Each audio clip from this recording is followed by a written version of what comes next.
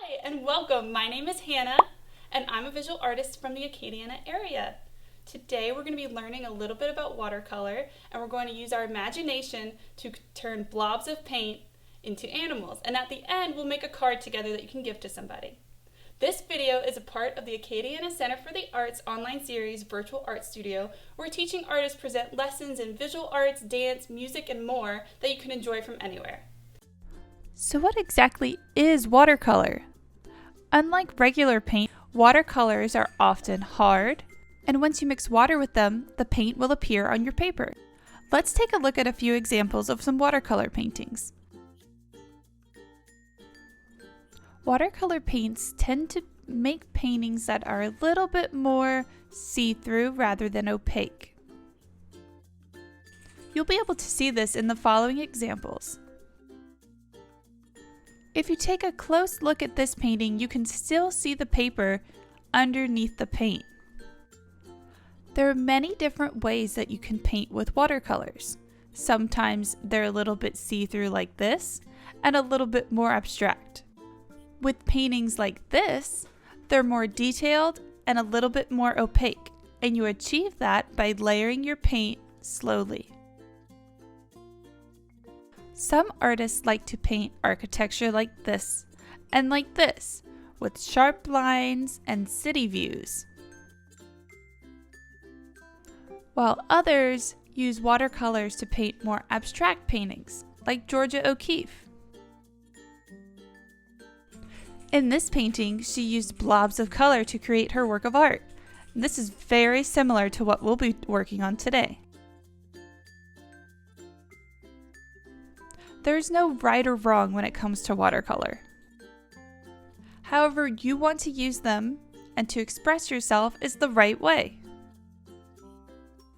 This artist also used blobs of color like we will today. Can you tell what he was painting? These blobs of color and these seen here all come together to create scenery.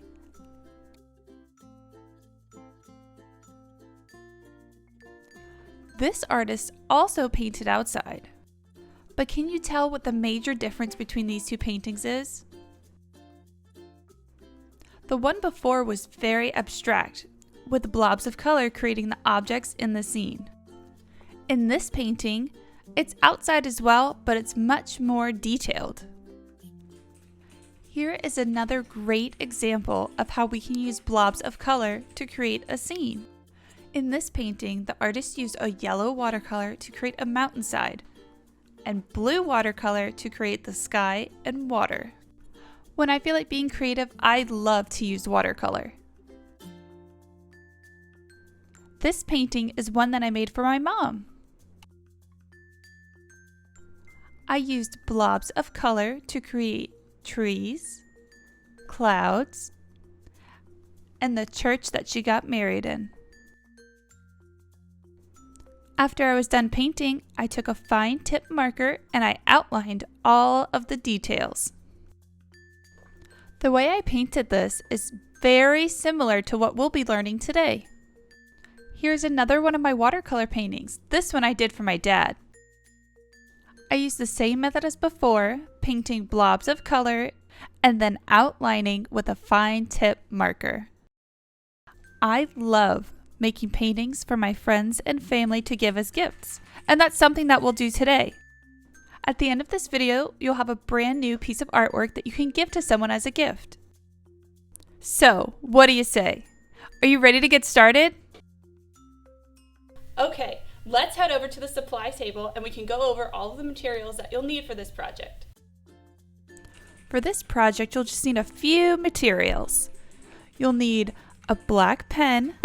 It can be a Sharpie, it can be a marker, whatever you have laying around will work as long as it's got a fine tip. Next, you'll need some kind of paint. Today we'll be using watercolors, and watercolors come in many different shapes and sizes. These are a couple examples. I'll be using this bigger palette today. And if you don't have watercolors, that's okay. You can always use regular paint mixed with a little water. You'll also need a paintbrush. It can be big or it can be small. It can have a round tip or a square tip. Paintbrushes come in many sizes, and any will work for today. You'll also need a piece of white paper. Today, I'm using watercolor paper, but you can also use printer paper, a napkin. You can use any piece of paper as long as it's got a white, clean surface. One of the most important things you'll need today is a cup of water. The water is what makes the paint show up on our paper. The last and final thing you'll need is your imagination. If you need a few minutes to grab your materials, you can go ahead and pause the video. We'll be right here waiting for you. Now we're going to take a few minutes to practice. I'm going to grab a paper towel and one of my paintbrushes. The brush I chose is small with a rounded tip, but you can use any paintbrush you like. Next, grab your paints, and we'll get those set up and ready. Before we get into the paint, let's talk a little bit about how to hold your brush. It's very similar to holding a pencil. Hold it towards the bottom in between your fingers. You don't want to hold it in your fist like this. Try to hold it more gently in between your fingers. Next, we're going to practice with just water. Find your water cup and gently dip your brush in the water. Watercolor is all about being gentle with your paint and with your paintbrush. Try not to mash your brush into your paper like this. That's only going to mess up your brush and cause it to fray on the end. Remember, it's all about being gentle. I'm going to grab a new brush. I'm going to dip my brush in the water, and this time I'm going to gently paint the water onto the napkin. Do you see how it appeared? Gently and softly. Now let's try it with our paints. I'm going to open up my palette, and then we're going to dip our brush in the water, and I'm going to choose my favorite color. So now, on our same paper towel, we're going to practice with our paint. After you dip it in water, gently rub your brush onto your paint to get it a little bit wet. Once you have enough on your brush, you can begin to paint brush strokes onto your paper towel. Now I'm going to take my water and dip my brush in again so I can re-wet my paint. I'm going to keep practicing by dipping my brush in the paint and painting soft brush strokes onto my paper towel. When you're ready for a new color, put your brush in the water and repeat the process again. I'm going to do this just a few times with different colors until I get comfortable with my brush and my paints. If you feel like you need some more time to practice, feel free to pause the video. Once you're done practicing, take your brush and clean it off in the water by gently swirling it around in a circle. If you have some extra water on your brush, use your paper towel to dry it off. Now that we've practiced, it's time to finally start painting. Grab your sheet of white paper and let's get started. Choose whichever paintbrush you're most comfortable with after practicing. I chose a small rounded brush because it's what I'm most used to using. Now, just like we practiced, wet your brush and choose your favorite color from your paints. My favorite color is pink. Using soft brush strokes, paint any shape you want on your paper. It can be an oval, it can be a square, or maybe even a rectangle. I'm painting an oval to start with. Once you have your shape painted, wet your brush again and choose a second color. This time, I'm going to use an orange color. Once you have that second color on your brush, we're going to go back over the shape we just painted and blend our two colors together. Blending the colors together like this will give it a little bit of a tie-dye effect. Now, you can go back in with your first color to blend the colors even more. If you place it right in the middle of your two colors, they should start to blend seamlessly. Once you're happy with how this one looks, you can move on to your second one. Choose a new color. This time I'm going to use a blue. For my shape, I'm going to do an oval like before, but this time I'm going to paint it up and down. This time my second color is going to be a purple, so it stands out against the blue. I'm repeating the same process as before. I'm putting one color on the other side of my shape and blending the colors together. I'm going to add one more shape to my painting. This time I'm doing a triangle. For my triangle shape, I chose a dark blue.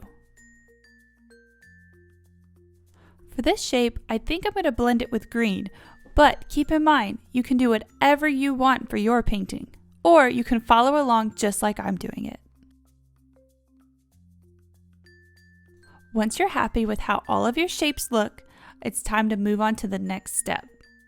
Now, our painting is still pretty wet, so you can either set it to the side to dry off for a little while, or you can take your paper towel from earlier, press it against your painting, and suck up all of that water. When you lift your towel up, it should be much drier than before. But they may still be a little wet, so be careful. Repeat the process on all of your paint blobs until they're all dry. Now that they're all dry, you can go ahead and grab your black pen or your black marker. Today, I'll be using a black fine tip Sharpie. Next, use your imagination and think of what animal you want these blobs to be. I think I want mine to be birds. To make them look like birds, I'll add a beak to one side by drawing two lines in the shape of a triangle. My bird also needs an eye to see. So to draw an eye, you can do an oval or a circle. I'm going to do an oval and color it in. The next thing my bird needs is a wing. There are many different ways you can draw wings. Today, I'll draw mine using a straight line with a curved line to connect it.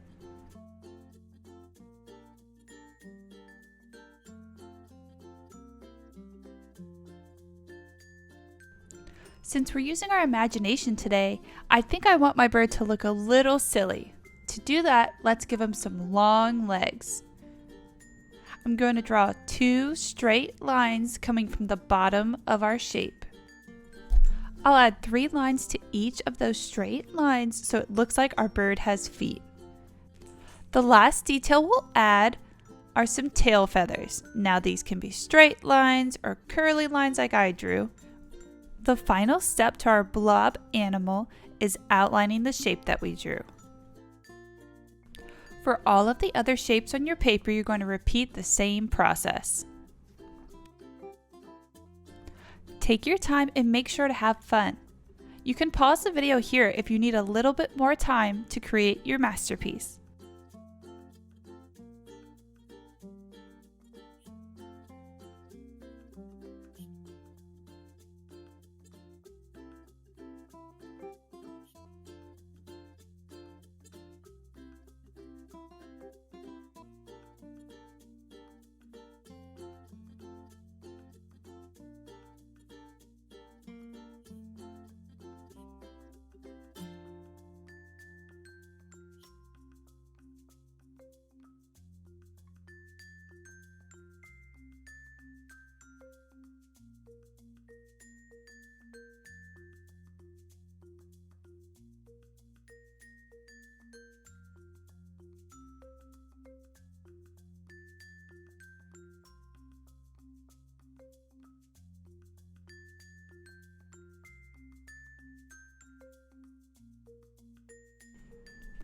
Once you're happy with how your animals came out, you can add some scenery. Think about where you want your animals to be. Are they inside? Are they outside? I think I want my birds to be outside. I'm going to paint some green blobs on the corners of my paper.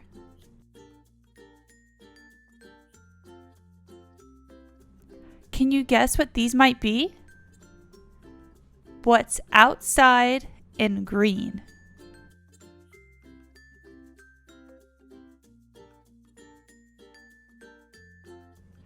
Did you guess trees? That's right!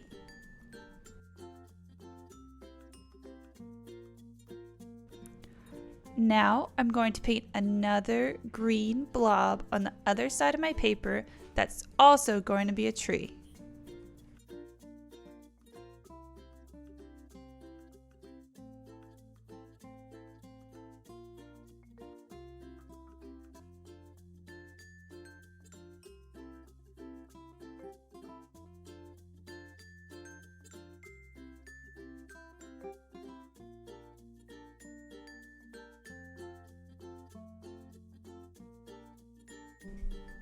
Now, what other color goes with green trees?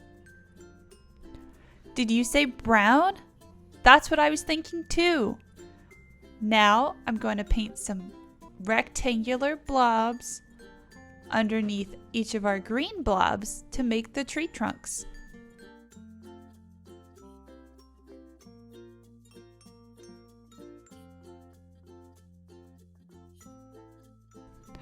Now you can grab your paper towel from before and gently pat your paper to get all of the excess moisture up.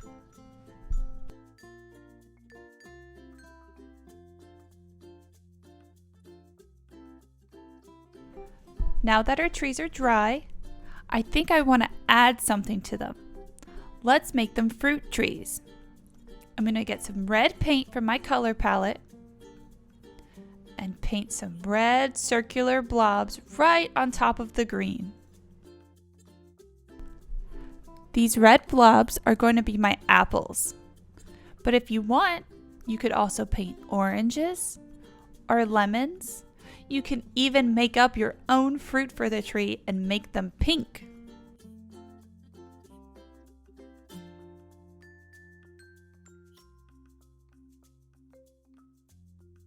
Now that I've painted my apples, I'm going to take my paper towel and pat them dry.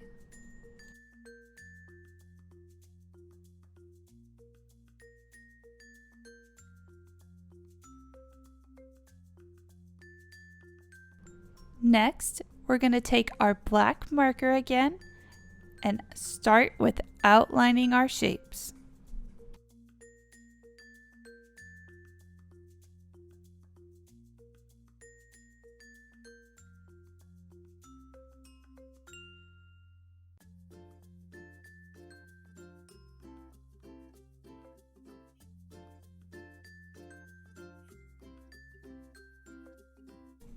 Sometimes if your paper is too wet, your pen or your marker may not work.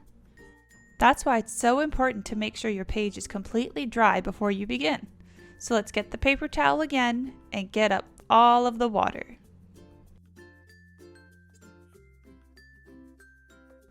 See how much better my pen writes when the page is dry? If something doesn't work the first time, don't be afraid to try it again.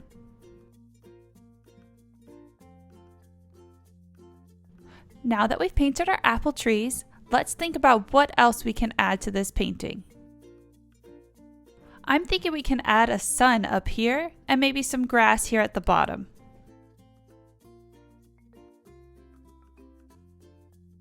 I'm going to start with the grass by dipping my brush in water and then this light green color. I'm going to paint a rectangular blob along the bottom of my painting. And don't worry if the paint overlaps some of your black lines, that's perfectly okay.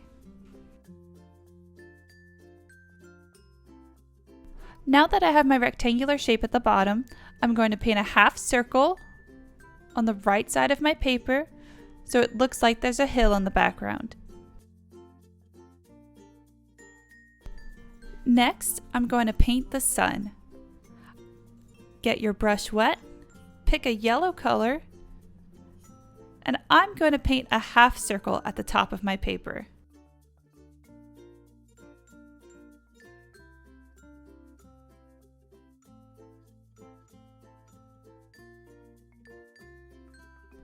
To make the sun look like it's shining, I'm going to get some more yellow paint and paint little rectangle blobs pointing outward from our half circle, making these look like sun rays. Now that I have all of my elements painted, I'm going to grab my paper towel one more time to suck up all of that water.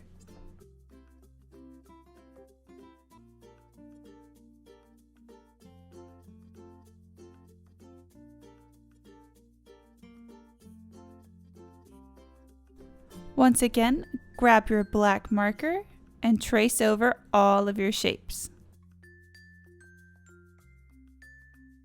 If you want to add some detail to your grass, you can draw little zigzags all across to make the grass look extra fluffy.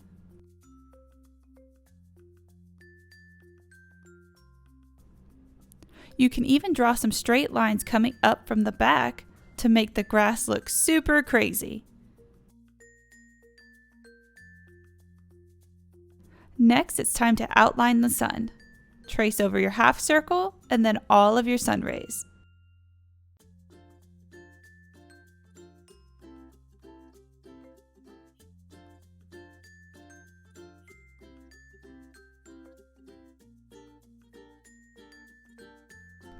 I think we're missing one more thing.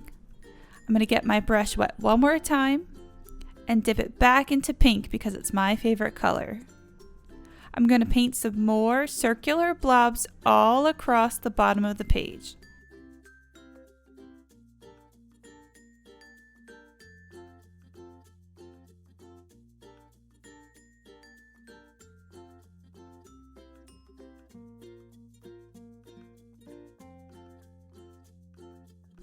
Can you guess what these will be?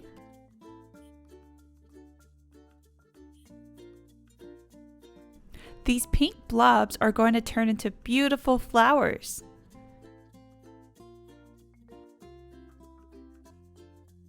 You can add petals to your flowers by painting even smaller blobs.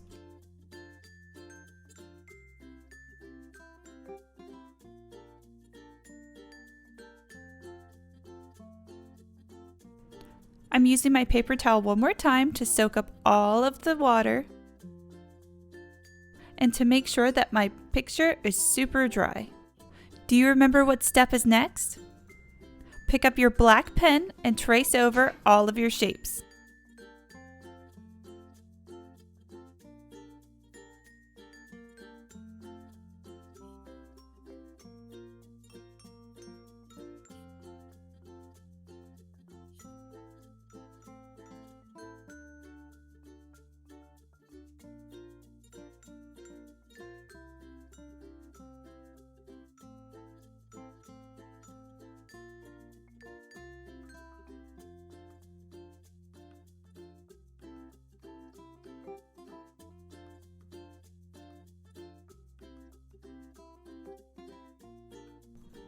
To finish our flowers, let's add some stems.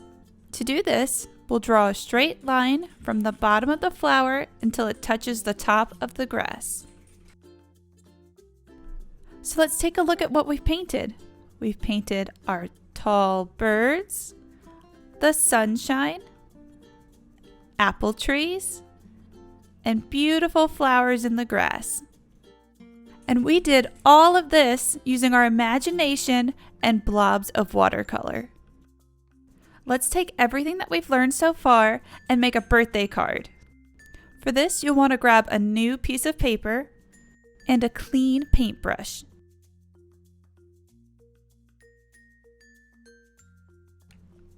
For the card, we'll be focusing on the right side of our paper. This side will be the front of our card. So grab your paintbrush and choose your friend's favorite color. My friend loves the color blue because it reminds her of the sky. So I'm going to paint a big blue blob on the right side of my paper.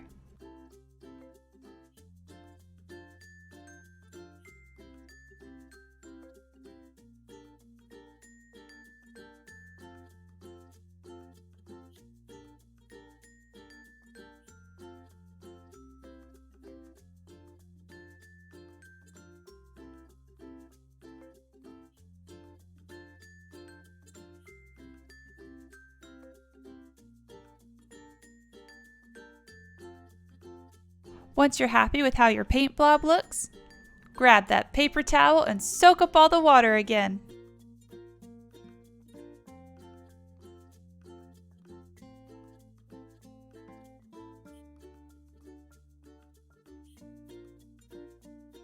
Now use your imagination again and think about what animal you want this to be.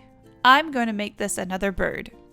Once again, I'm going to start with the beak in the shape of a triangle.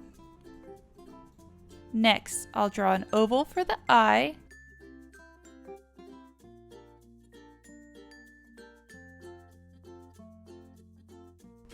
And a half circle for the wing.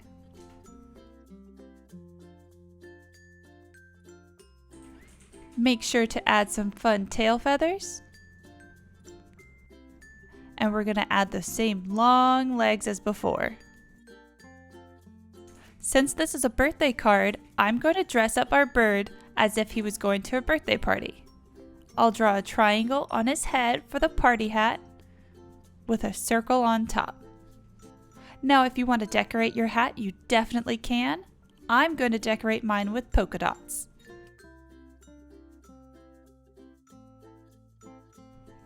At the top of our card, we're going to write Happy Birthday. H A P P Y. At the bottom of our card, we'll put birthday.